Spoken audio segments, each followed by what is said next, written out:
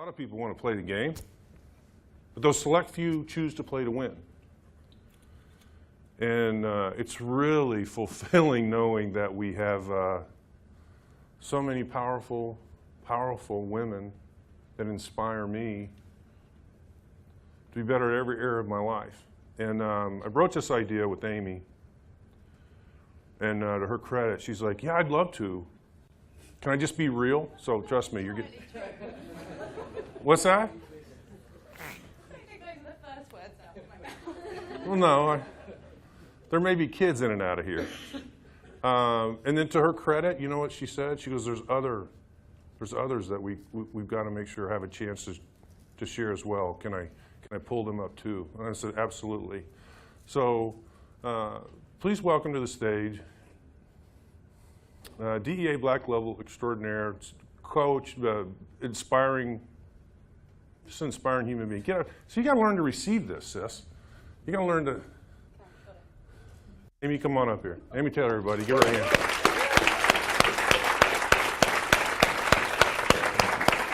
You're incredible. She doesn't know how to take compliments very well. No, I'm rubbish at it. So just so you all know, you're all sitting on the toilet right now. It makes it a little bit easier. I'm just bringing some water because I'm really parched today. Sorry?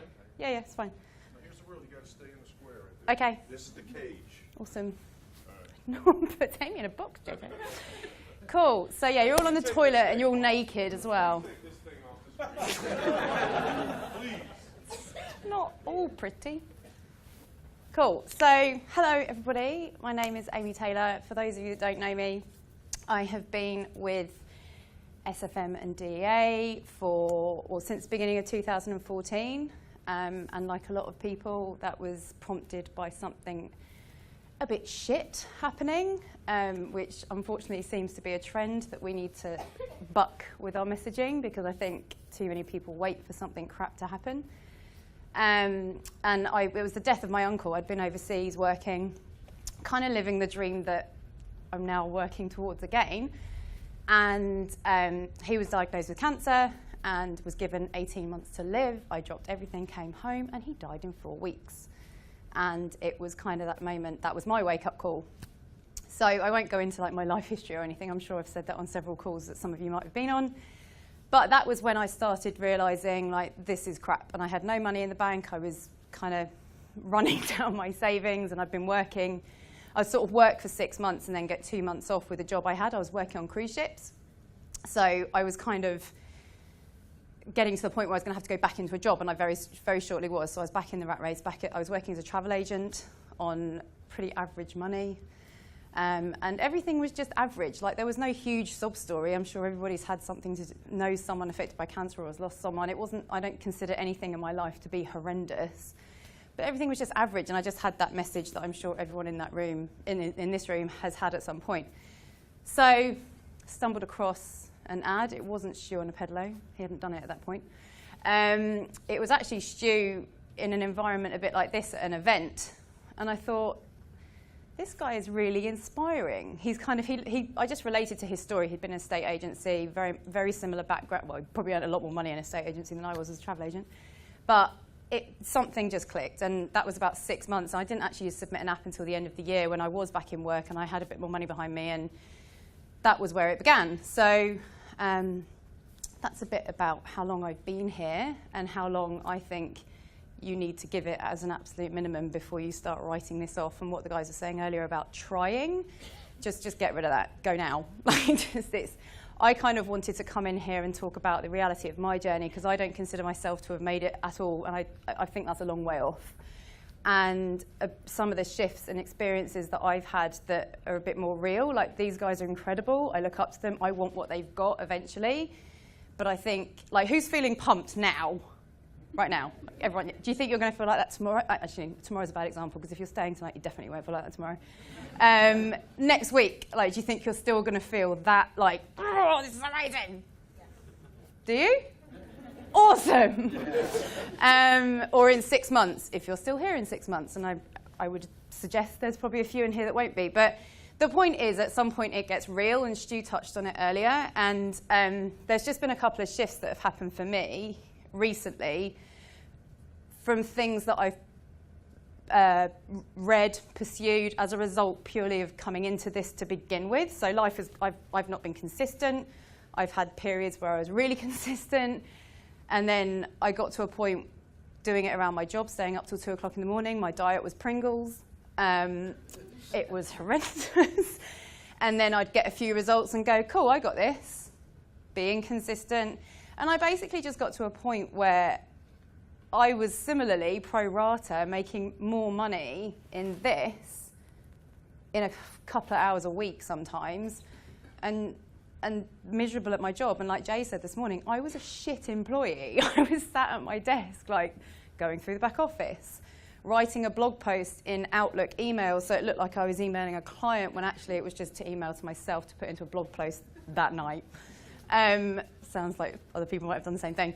And I had previously quite enjoyed my job and I'd been very good at it. I'd gone to awards, global awards and stuff. And I was just like, why, this can be done in 2 hours a week. Anyway, long story short, I quit my job last August and was like, this is effing ridiculous. And not that I hadn't replaced my income. I'll be completely honest with everybody about that. But I got to a point where I was like, what if I focused on this for 6 months, a year with nothing else?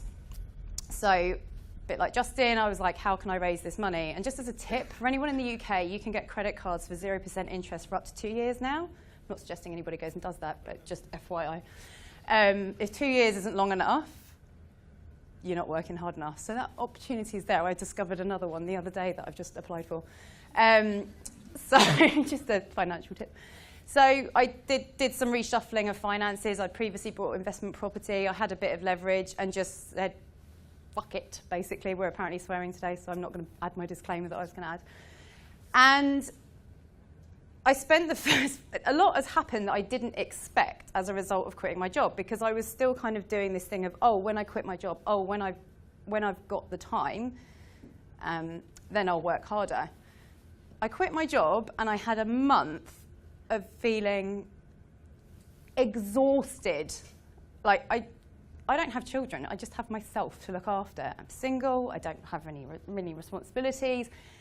And I pledged that I was going to start the 90-day video challenge when I quit. And I did, with a massive hangover day one.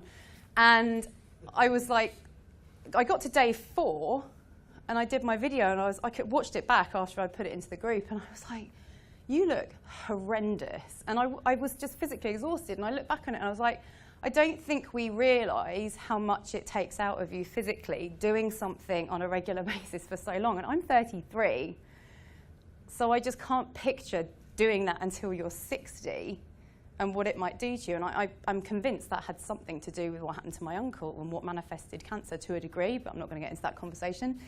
But yeah, I was gobsmacked. So I basically then went, I need some more time off. So I took the rest of the year off, and I did a lot of travelling, but all my travelling was based around SFM events. So I went to the Gold Convention in Vegas, went to a couple of Momentum days like this, I went to the Black Retreat in Mexico, and then I had a second excuse to go to Australia and New Zealand because I used to live there and I've got family there. Went to the Down Under Momentum Day, and I swear to God, if I hadn't done any of that, I wouldn't be in the position to have hit the ground running in January with my marketing. And January to now with my marketing is the first time that I've been consistent. And I can tell you that every single thing that Stuart Ross says, please just do it. Stick to one platform, stick to one strategy, stick to consistency, and just do the fucking work. Like, it does pay off, but it's only at 6 months in that I've had the results to go, okay, I can relax a bit now. It's been really scary. And part of, for me, I've kind of just had this relaxation thing and realization of a few things. And one of the things I wanted to share with you was this feeling of this word that keeps coming up, especially from the likes of Stu and Justin and JJ and all the guys that have kind of been there, done it, got bored of it, moved on to bigger and higher purposes. I get really frustrated with that because you come to an event and you see someone who's going, I'm so passionate about my business, I'm living my purpose, which is amazing. But just for a minute, I just kind of want to shit all over that concept, because when I quit my job, I had loads of people coming up to me and saying, I think it's so amazing that you're following your passion. And every time someone said it to me, I was like, if one more person tells me I'm following my passion, I'm going to cry, scream, sweat, one or the other. I just got really frustrated with it. Huh? Punch them. Yeah, I can be violent. But it's just by show of hands, has anyone ever said to someone else or had it said to them, just follow your passion? No one else said it?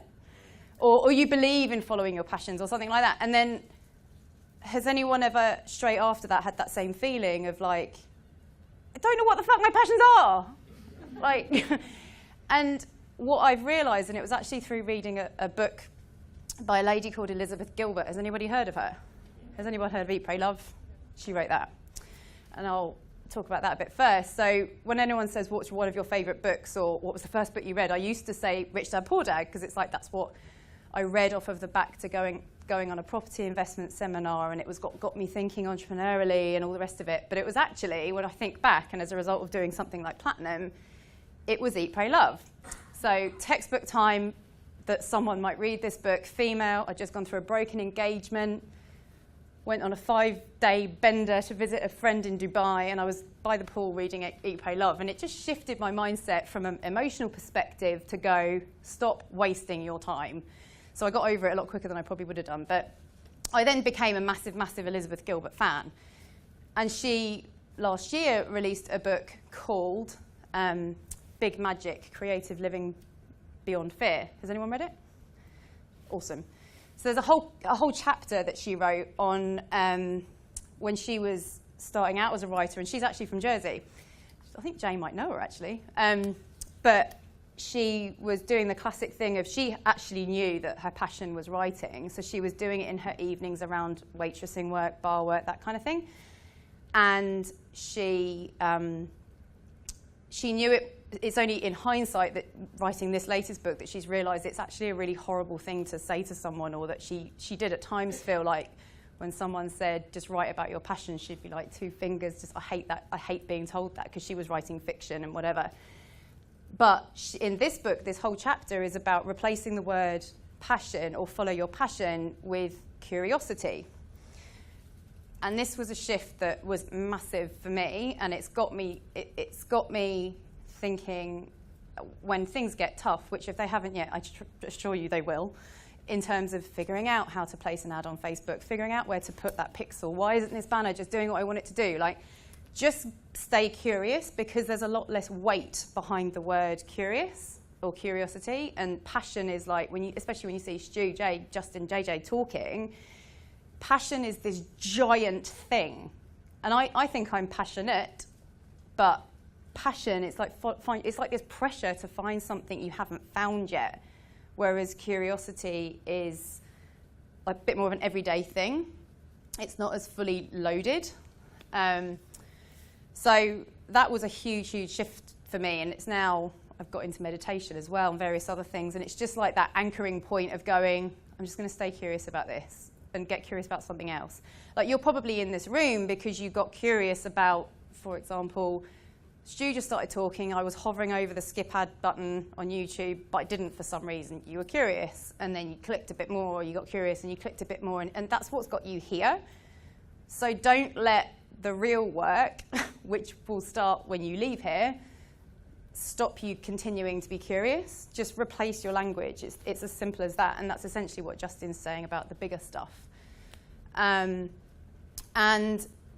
when it comes to sharing, or if we're going to go down if a lot of people are asking the question about budget and strategies without needing a big budget, if you're going to go down the content route, and again, if you haven't experienced this, you will at some point, going, I don't know what to write about. What do I have to share? I don't have the results.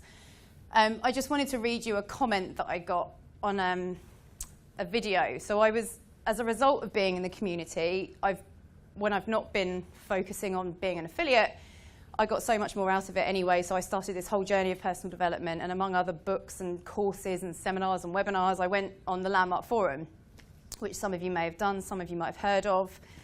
And I met sort of 10 people in the community that had done it, who were all just like, just do it. It's the cheapest therapy you'll ever had. And I was in a really good place. I didn't feel that I needed it.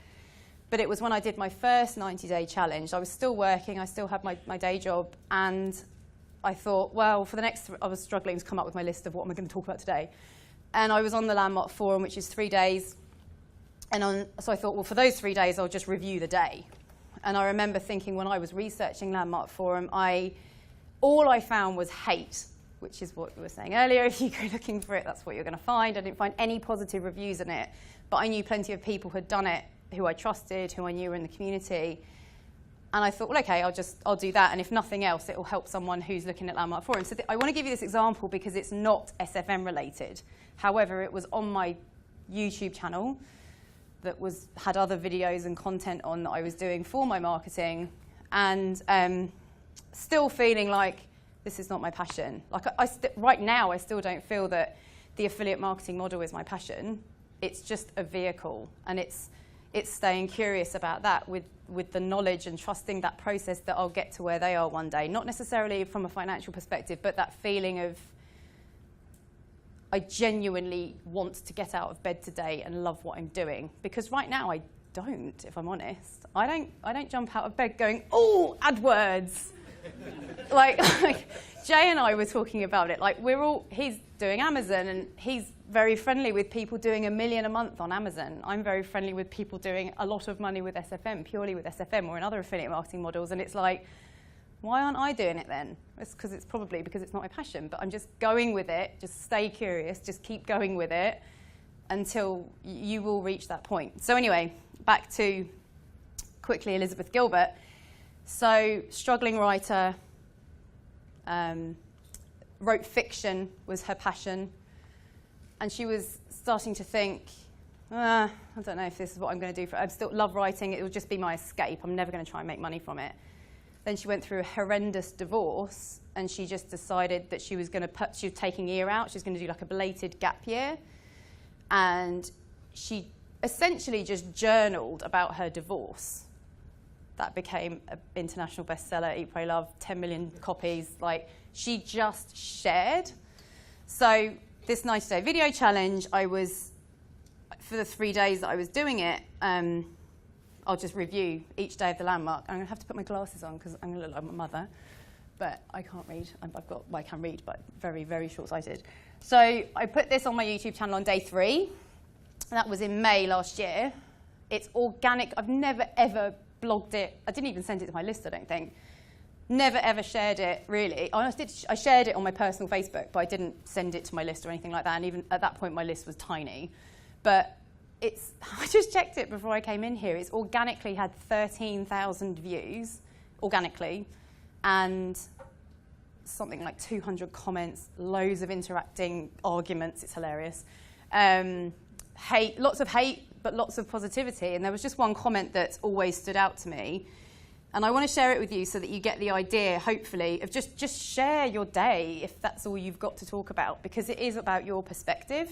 And even though I don't think I've found my passion yet, this keeps me passionate about this process. So I was going into work. I'd got up, gone to the gym. I felt amazing after the gym. Within 5 minutes of sitting down at my desk, I felt shit. Straight into my personal email. And I had this notification that this comment had been left. And I just want to read it to you. So it's just my review. I'd done a 5-minute review, or might have been a bit longer than that, of the 3rd day of this personal development workshop. Hi, Amy. I wanted to say this video changed my life. I am forever thankful that you shared. I could have stopped there and I'd have been really happy. I'm 26 years old and I attended my first Landmark Forum last week. After 3 years of a dedicated self-development journey of dozens of events, many books, many audiobooks, and spiritual teachings, I made the decision to attend. I would have left the event after day 1 and never looked back if it was not for your video. Day 2 and 3 has brought a perspective on life that allows me to now clearly see what all these spiritual leaders around the world are attempting to get us all to understand. I was blinded by my own ego my entire life. The answer was right in front of my face the whole time.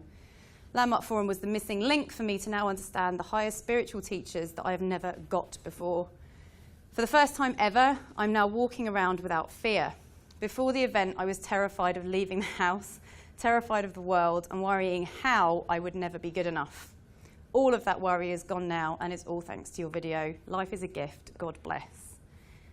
I burst into tears at my desk.